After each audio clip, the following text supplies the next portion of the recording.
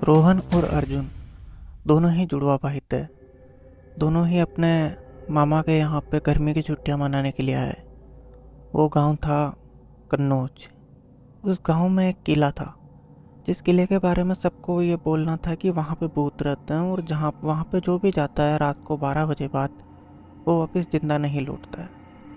In fact लोगों का कहना था कि वहाँ पे जो भी जाता है उसका ना तो कोई अता पता मिलता है और वो गायब हो जाता है।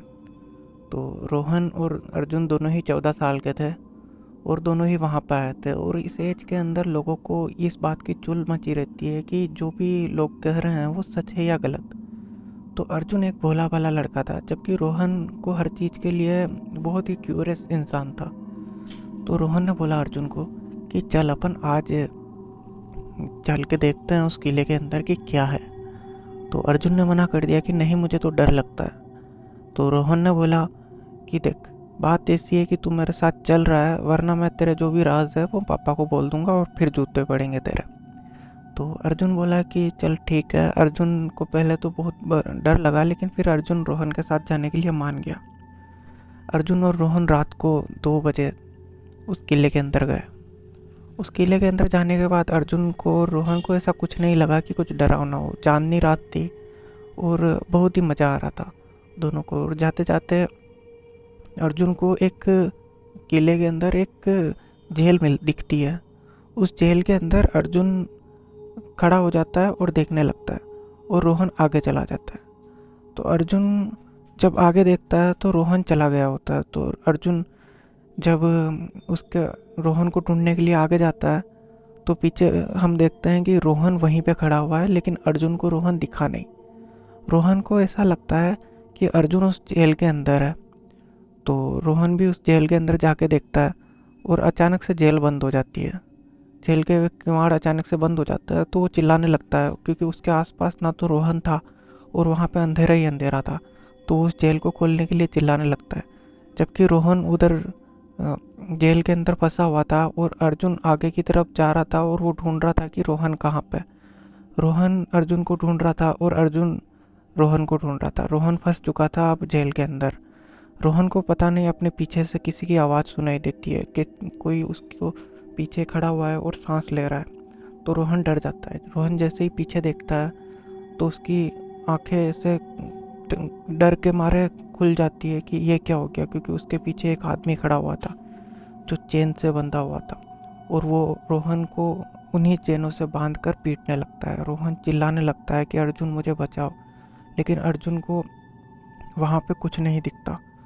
तो ऐसे अर्जुन चारों तरफ ढूंढने के बाद कहीं पे उसे रोहन की आवाज़ सुनाई देती है कि रोहन की आवाज़ सुनाई देती है। तो अर्जुन उसकी दिशा में भागता है। तो रोहन देखता है कि अर्जुन देखता है कि रोहन एक जेल के अंदर फंसा हुआ है और वहाँ पे चीख रहा है।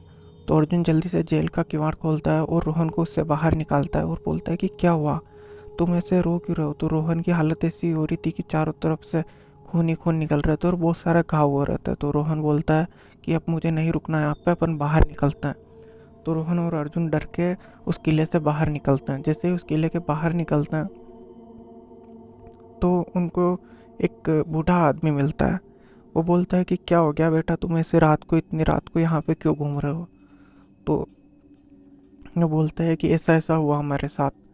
तो वो बूढ़ा आदमी बोलता है कि ठीक है, मैं इस किले का रखवाला हूँ और तुम मेरे साथ रुक सकते हो ये रात भर। अब तुम यहाँ से वापस बाहर जाओगे तो वापस बाहर जाने का भी रास्ता नहीं मिलेगा तुमको, और इतने अंधेरे के अंदर तुमको फिर से उसी रास्ते से होकर निकलना पड़ेगा जिस रास्ते से तुम आए थे।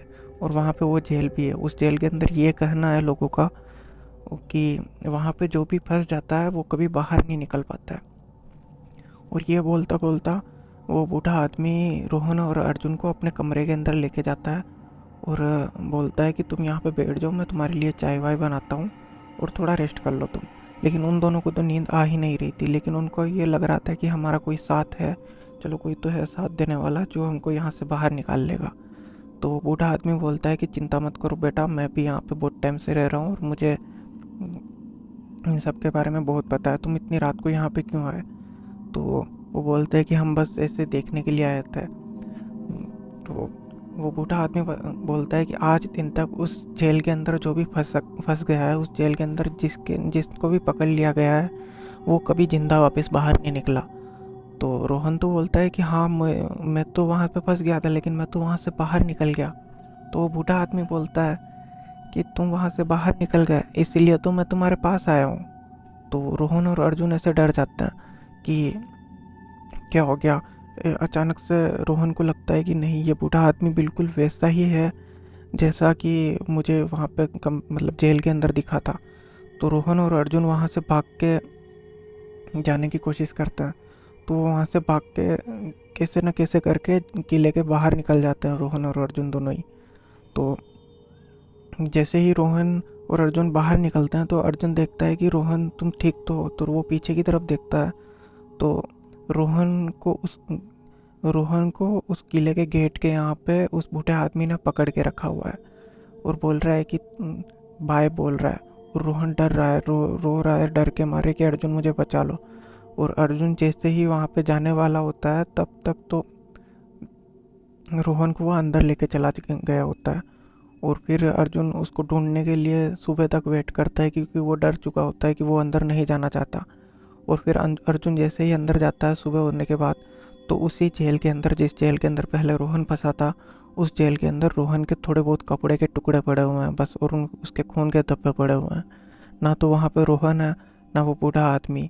और फिर रोहन अभी तक, आज उस बात को 10 साल हो गए, उस बात को आज भी सोचता है अर्जुन कि काश मैं उस दिन रोहन को अंदर जाने के लिए जिद नहीं कर रहा होता तो आज रोहन जिंदा होता।